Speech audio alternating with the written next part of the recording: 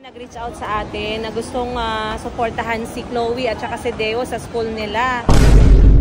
Man yung pagkikita namin ng mga bata, pagpunta ko sa kanila kung anong sitwasyon nila, tapos surprise pala sila, hindi nila alam, no? Na makakahawak pala sila ng laptop first time in their life. Mag-aral sila ng mabuti at pilitin nilang makapagtapos.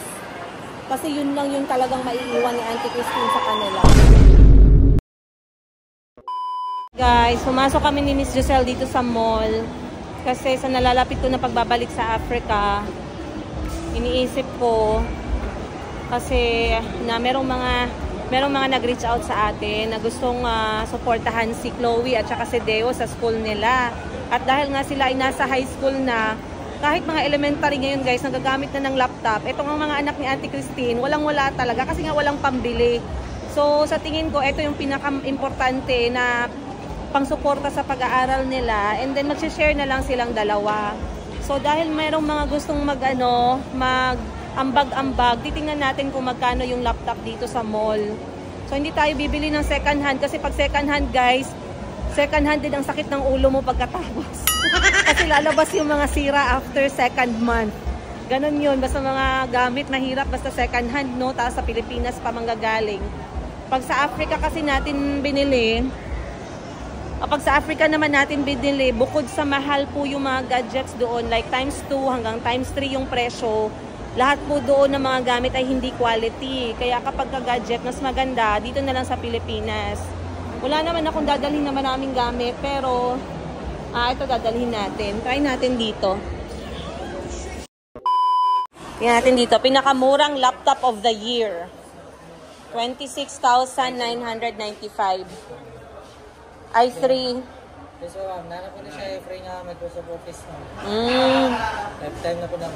Lifetime free na yung Microsoft Office. Perfect for student. Yes, oh, perfect for student. 26,995. Siya yung noise cancellation na built-in, ma'am. So, hindi maingay pag ako yung bunganga ko, hindi maglusot dyan eh. Paano ko tawagan? Anong purpose ng noise cancellation pala? Para sa maingay, ma'am. For example, pag naka-Zoom meeting sa Zoom.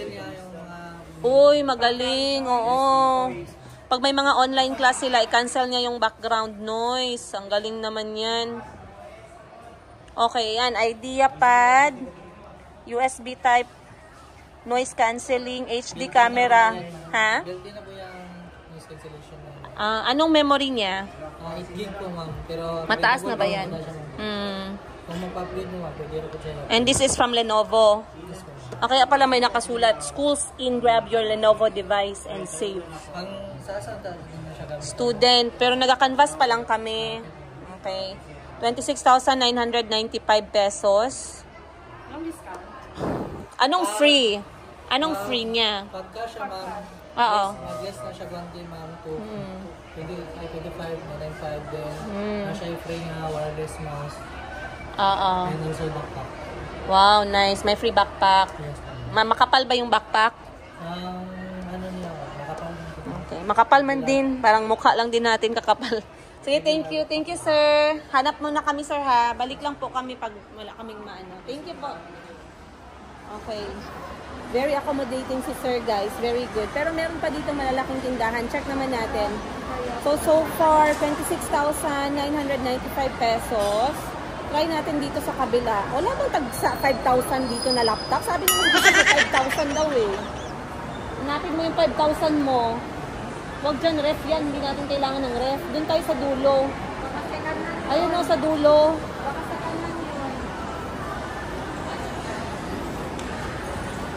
Pauwi na ako ng bahay kasi kukunin ko yung mga anak ko. Dadalhin ko sa bahay ni Madam Ten Gibbs. Doon kami magpa-family day ngayong Sunday. So, saan? Ito pala oh, HP. Try natin dito sa HP World. Hello, sirs. Anong pinakamurang laptop niyo, sirs? Oo, for the student. Are? Abi na kong siya imong itudlo. Bayan? Magkano? Bakit maliit? Bakit maliit, ma'am? Ano siya, ma'am, no? Maliit siya, no? Wala ko kabalo. I'm not techie. I just want laptop for student. For student, i3. Anong maganda dyan sa laptop na yan? HP naman yan guys. 29,490. Ayan o.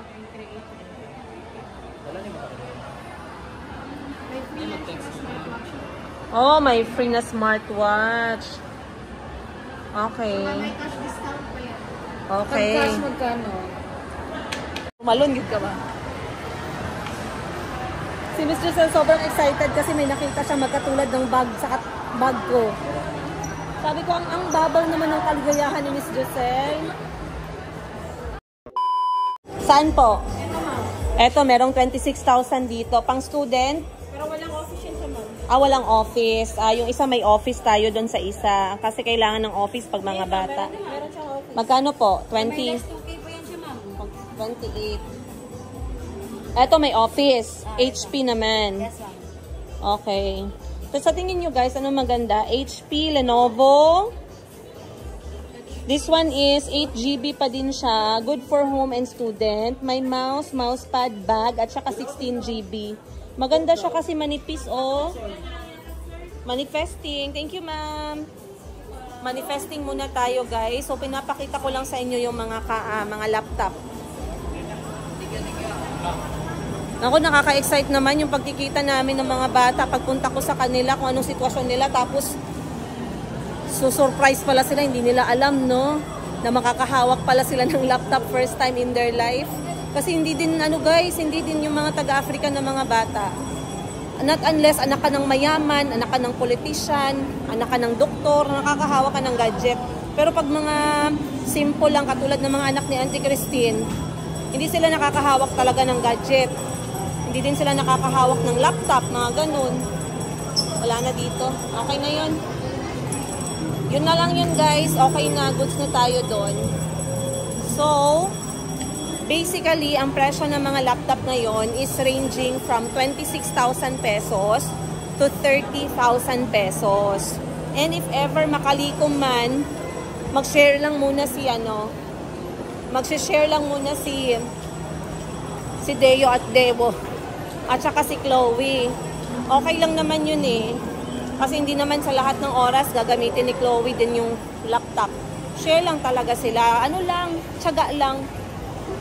Wag lang talaga tayong choosy. Yun din ang advice ko sa mga anak ni Auntie Christine. Mag-aral kayong mabuti. I-push ninyo yung pag-aaral ninyo. Wag kayong choosy. Wag kayong demanding. Ay! Yan! Ano ba yan? Biglang nag-blackout. Nakakatakot naman. Naalala ko tuloy yung mga kasagsagan ng biglang, biglang blackout. Kinabahan ako dun na.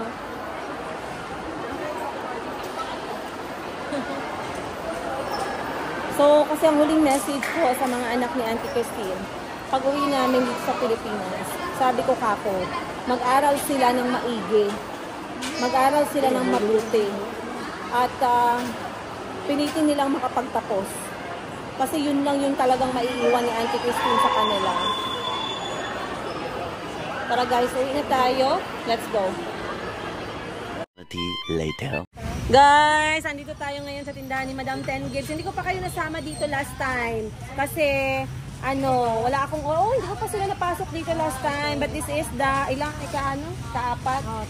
Kaapat na utang sa bangko. Ika-fourth loans. Daming loans. So, andito tayo sa 11-11. Eto, bakit 11-11 ang pangalan? Para madaling matandaan guys. Diba 7-11 sikat? So 11-11 ang ako. Wala siyang meaning. Wala. Ay, oo nga madali siya sabihin kasi 11-11. Yung 11-11 store, dito. Dito. Pinapakita ko sa kanila. Ayan guys, ang kanyang logo ay 11 at saka /11. Very mahirap. But ito yung tindahan ng kapatid ko, very maliwanag ang iyong future pag dito ka pumasok. Pinalitan. Kami dito guys, wholesale kami Wholesale. ng oil, bigas. Sabi ko nga sa kanya, anong binibenta mo dito? Liquid gold? Kasi nakakadena. Yun pala ay oil. 24 hours kasi kami dito guys, baka makuha yung oil. Ay, 24 hours. 24 hours pala. So, bakit sa labas may naka-display? Tingnan natin. Kung meron sa loob, meron din sa labas. Ano yung nasa labas? Doon tayo. Naman guys, pinasarado namin ito. May gate siya. Ayan, Ah. pinasarado namin para safe. Hindi sila pwede magpasok. Oo, ano na lang, parang tindahan na lang siya. Tapos may security dito guys, 24/7 plus CCTV. So, wag kayong magtangka. Ano binibenta mo dito doon? Simula sa pinakagilid tayo. Meron tayong cooler. Sa 1111, Jensen to Mabuhay branch. Meron tayong LPG. LPG. May price gas, finish. Maliit, maliliit. Power calander. Para sa mga single. Oo. At saka ito, styro para sa isda, ice candy. Kasi marami naghahanap dito guys, pang pasalubong. Lalagyan kasi ito pang pasalubong. Kasi ang ano niya, vision niya dito sa 1111 is all-in-one, di ba? Yes. Tapos bakit may nahalong dustpan dyan? Dustpan, kasi consumer goods tayo, lahat. Dito. Tapos, sige, forward. Mop, brush. Magkano na, alam ko yung mga OFW magtataka, magkano na ang presyo ng brush at walis ngayon sa Pilipinas? Go!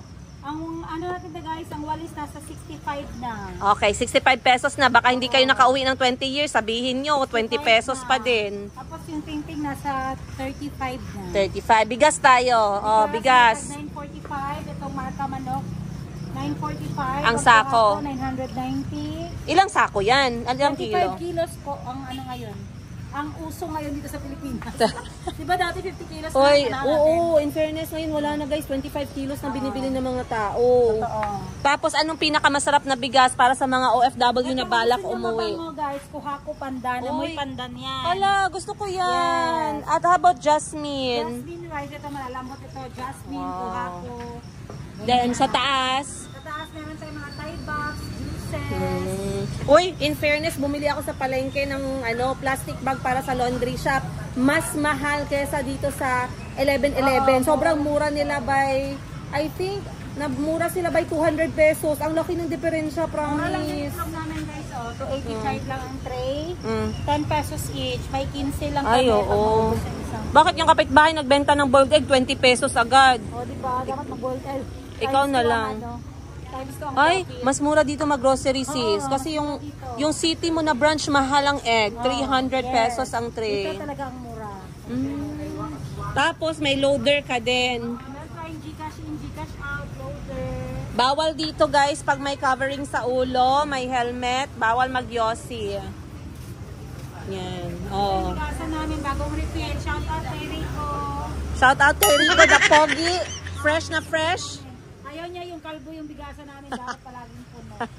Baka kala niyo walang benta. Palagi niyong ginrefill yan. Hindi ba sumasakit ang ulo mo sa convenience store? Bakit ka lagi nagbubukas ng convenience store? Para kasi mas maganda kasi yung nakaka-offer ka ng iba't ibang Commodities.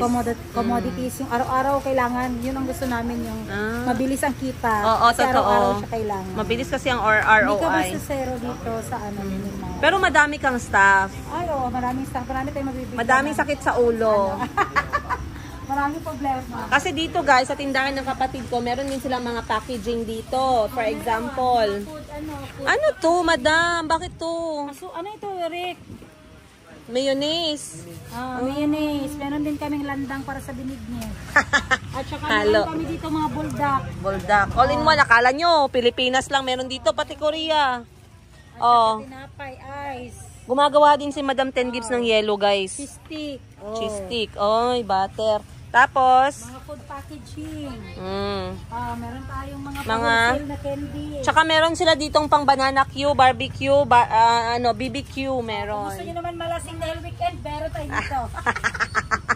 Yes! Meron tayong mga imported green label, Johnny Walker, Tequila Rose. Paano maiiwasan dito yung nakaw? Ay, hindi naman talaga yan maiwasan pero trust lang tayo kay Lord. At saka sa CCTV mo na merong voice, ano na yan? Meron siyang boses. May voice. Kasi may nagnakaw baya dito, guys. May nagnakaw baya dito. Grabe. May nagnakaw dito sa tindahan ni Madam Ten Gibbs. Mamaya ikwento ko sa inyo kung paano sila nagnakaw. Talagang harap-harapan sa CCTV. At paano sila nahuli. Okay, kwento ko sa inyo mamaya. Ito napakalaking nakawan. Kakabukas lang ng convenience store na to ni Madam Ten Gibbs. Ito yung pinakaunang nakaw na nangyari. 3 sila, guys. At wala silang cover sa mukha, bukas na bukas yung mukha nila, kitang-kita sila sa CCTV. Pero bakit sila nagnakaw? At meron silang item na pinili lang nilang nakawin. In fairness, pinili lang nilang nakawin talaga. Hindi lahat ng item, hindi sila pumunta. Meron silang specific na aisle na hinahanap at yun yung ninanakaw nila. So, very weird. Mamaya kwento ko sa inyo pagka uwi namin sa bahay. But, andito din ang aking kapatid. Ayan. Ang aking kapatid na patay gutom. Halika na. Bumili kami ng tinapay. Kami pala ang patay gutom eh. Nandun sa kotse. May bigas ako bago lang ako nagbili. May itlog pa ako. Bago lang ako nag-Gcash sa inyo eh. Si Dear sa gawas oh. Nagaulat ng customer. Dito ka banda sa una. Okay, so eto eto ang parang ikatatlong convenience store ng kapatid ko. So enjoy siya dito. Kasi yung yung stress, si Madam Bibi yung nag-absorb. Si Madam 10 Gibbs, lang yan siya, tigbigay ng instructions, tiglabas ng capital, pero yung talagang may headache dito, si Madam Bibi, kasi siya yung mastermind ng mga pag-arrange ng mga commodities. Siya yung sa inventory, kaya siya nandito ngayon kasi nag-i-inventory siya. At maganda ito guys kasi nung COVID, hindi talaga kami nasarado. Walang sarado sa Minimart. Diba nasarado na lahat ng negosyo, pero yung Minimart hindi nasarado. Totoo. Again guys, this is 1111 Mabuhay Road, General Santos City. Sa mga taga Mabuhay, dito kayo bumili guys, mura dito. Yung itlog to 85 lang, yung bigas nila, mura sila by parang magkano yung bigas mo? Magkano? 990 lang. Oo, kasi sa iba 1,000 plus eh. Mas mura sila dito guys compared sa ibang tindahan. Kaya ako dito namimili ng mga pagkain namin ng mga bata. Yung itlog, yung bigas, ganon. So wag niyong isipin dahil kapatid ko may-ari nito, libre na yung pagkain namin. Hindi po. Bumibili ako dito para suportahan yung negosyo ng kapatid ko. At pinapabayad nila ako wala pang 24 oras. Sinisingil nila ako agad sa Gcash. Nakikinig yung kapatid ko, traidor yan. Hindi magsabi, okay lang, bayaran mo na lang sa sahod. Walang ganun. Pag lumabas yung bigas, nakita niya sa CCTV, ako yung kumuha. Biglang may Gcash number na sisend sa akin. Bayaran mo na yung bigas na kinuha mo. Walang utang dito. Okay. Alright. Saan ka, sis? Sis, mag-watch tayo ng movie mamaya. Mag-watch tayo ng movie. Saan? May bago siya, Arrival. Ay, may Arrival kang bago. Una na kami, bye-bye. Bye, guys. Bye, 7-Eleven. Bye, Rico, the fresh, the pogi. Parang hindi ka naabugan dito. Fresh look palagi. Laging naka-gel, hindi siya naalikabukan. Uwi na tayo, guys. Anto! Chika! Chika, who's longer in the water will win?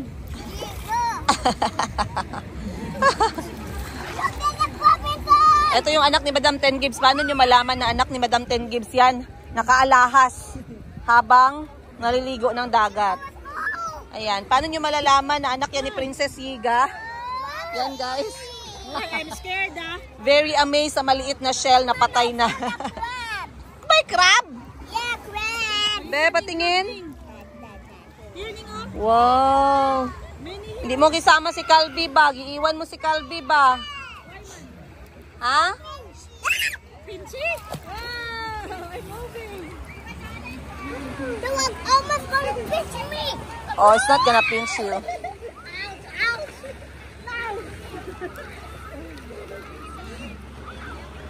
Saan na? Saan ang crab mo? Wow. It's a hermit. So many shell. 4. Chico, 3 ka lang, hindi ka 4. I'm like, you're gonna turn 4 later. And then, is that just 4? Oy. I'm not 4. Hindi, oy, you're 3, oy. 3 like this. No, 5 yan. 5? 3 is 3 fingers like this. Look how I go. Like,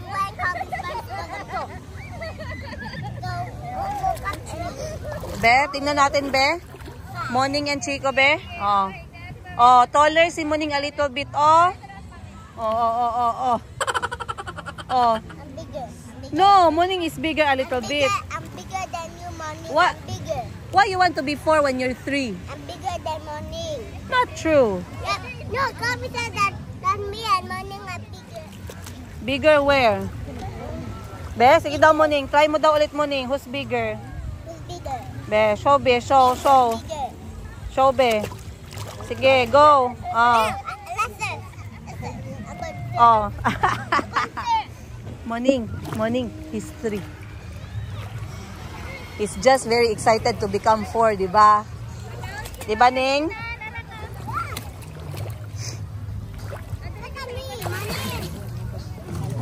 Ang cute ni Chico at saka ni Morning. Wow! Oh! You can skateboard, Chico, if you... What, Mommy, move. I'm gonna stairs.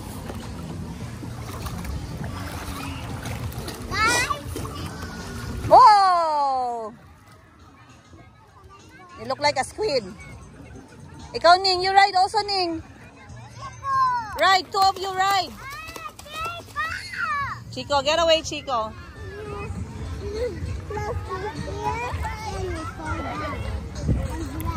Okay, fine. You need to be in the middle, Ning.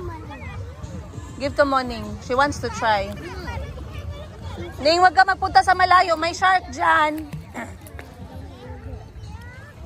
Come, Ning. I don't like to go.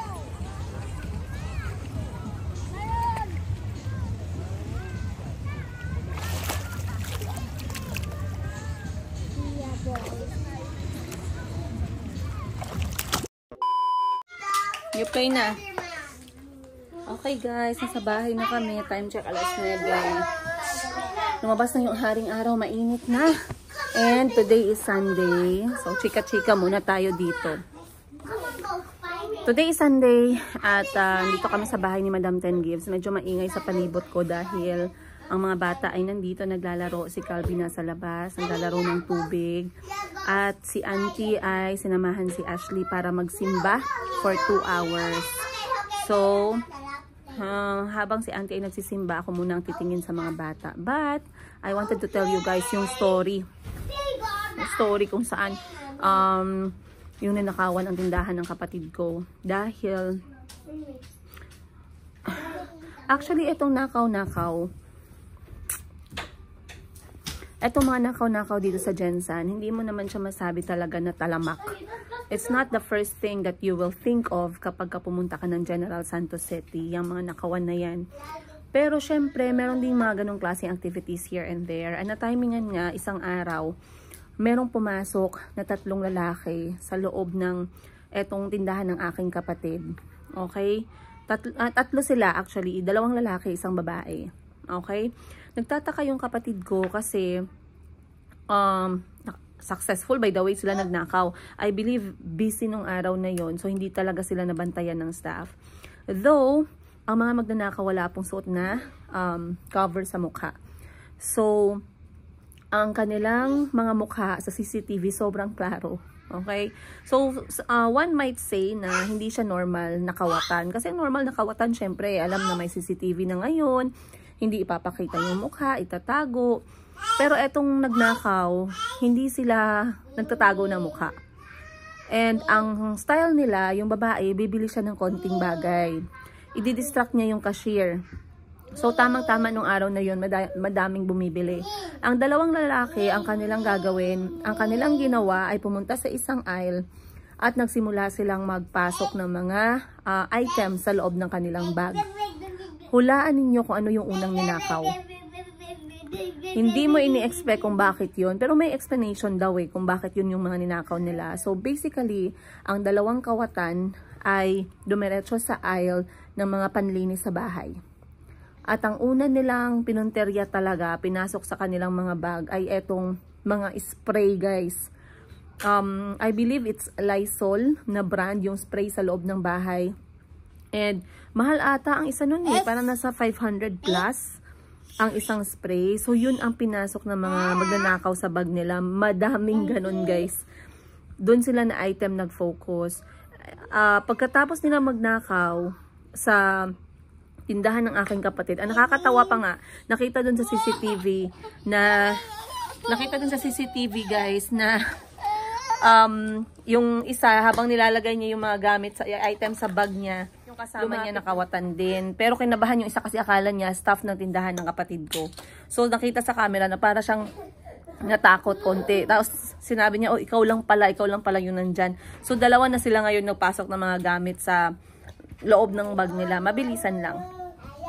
And then, pagkalabas nila, guys, imagine itong mga kawatan na to, ang kanilang sasakyan, kulay pink na transformer, yung parang minivan. Hindi sila satisfied sa nanakaw nila sa tindahan ng kapatid ko. Nag-park sila sa kabilang tindahan, dun ulit sila nagnakaw. Kasi later on, nakita nga lahat yung movement nila dun sa CCTV. Ngayon, nung na-review yung CCTV at nakita yung mukha nila, pinablatter sila. Turned out, on that day, nahuli din pala sila, guys. Nandun sila sa presinto nung nagpa-blatter yung kapatid ko. Kasi pagpasok nila dun sa presinto, nandun yung pink na sasakyan, yung pink na minivan. Tapos nagtataka sila, bakit nandun? Yun pala, isang tindahan na ninakawan nila that day, ang nakahuli din sa kanila. At dinala nga sila dun sa may police station.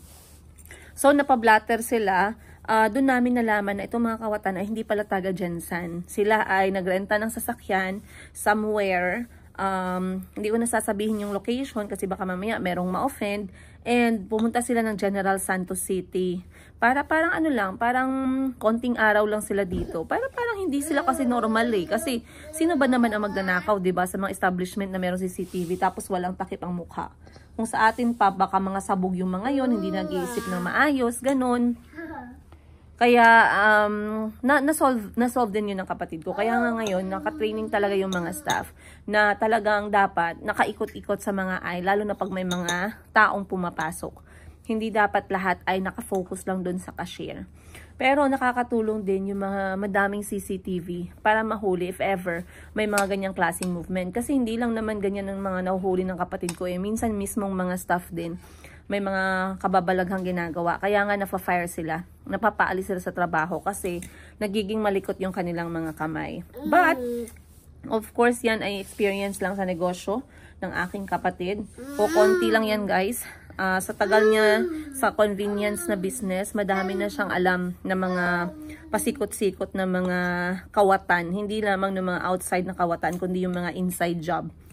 Grabe pa. Mas grabe pa yung mga inside job talaga na dati na nalaman ng kapatid ko. Kaya ako minsan iniisip ko talaga having yung business na maraming tauhan. Ayoko nang ganun. Masakit sa ulo, no? Pero siguro may mga advantage din kasi mostly sa mga business na maraming tauhan. Minsan ay madali silang mag-ROI. Mabilis yung pag-ikot ng pera. Parang isang labas mo lang ng pera. Let's say, yung ilalagay mong kapital sa isang malaking convenience store, let's say ilalagay mo 1 milyon, hindi ka na maglalabas pa. Kung ano yung pera na sinimulan mo, pag may nabenta kayo, dun yun ay bibili nyo pa ulit ng items, bibili nyo ulit ng items. Maganda naman talaga na negosyo yung tindahan, lalo na pag yung mga tubo ninyo ay it makes sense, lalo na sa isang convenience store kasi parang retail style siya baga. Kapag ka wholesale, medyo mahirap. Kasi pag wholesale, konti lang yung patong mo. Pero mabilisan naman yung labas. So, meron siyang kanya-kanyang advantage. Pero si Madam Ten Gives, gusto niya yung business na convenience store. Ayan. Ma'am, pinapakain ko si Mayumi ng cinnamon bread, guys, na binili namin kagabi. Masarap siya, hindi masyadong matamis. This is from Chili's, local baker dito sa General Santos City na nakita ko sa Facebook. And right now, I am enjoying the cinnamon, almond overload na cinnamon roll. So, isa lang yung naubos ko kasi malaki siya tsaka mabigat. But anyway, time check. Pasado na nga 9:00, guys. At, kahapon ng hapon, meron nag-message sa akin dahil gusto niya magdagdag para sa pangbili ng laptop ng mga anak ni Auntie Christine. So, syempre, merong iba nag-a-apologize, nagsusorry kasi konti lang daw, hindi daw masyadong malaki. Walang amount po na malaki or maliit kapag tayo ay merong iisang goal. So sa lahat ng mga nagbigay, sa lahat ng mga tumulong, nag-ambag-ambag para mabili itong pang-research, pang-project, panggawa ng mga homework ng 2 bata sa Africa. Maraming salamat po. Of course, antayin niyo yung storya ng 2 bata at kung paano nila gagamitin itong laptop nga at kung paano sila nabubuhay from morning till afternoon pagpunta nila ng paaralan para makita naman ninyo yung student life ng mga anak ni Auntie Christine, no? Their life or a day in my life of 2 Ugandan or African children when they are going to school. Ayan. Syempre, they are also living on their own. Kaya, masyadong masyadong nakakapagtaka din kung ano yung kanilang nagiging routine sa araw-araw. But, once again, maraming salamat. Let me take this opportunity na magpasalamat sa inyo, guys. Sa lahat na nagmamahal kay Auntie Christine, maraming salamat po. At sa lahat ng mga nagtitiwala sa ating intention at sa purpose kung bakit natin to ginagawa, maraming salamat din sa inyo. I am leaving soon. Ayun. And, yeah, I am very excited. Nag-usap na kami ni Maring Sara. Alam niya na ako'y pupunta. Sadly, hindi ko siya pwedeng isorpresa. Dahil nga, siya lang yung aking pinagkakatiwalaan. So, pag hindi ko siya sinabihan, wala akong ano talaga. Wala din akong napagkakatiwalaan at the moment. Ayun. So, yeah. I guess I'll see you guys on the next episode. Grabe kumain si Mayumi ng tinapay, ah.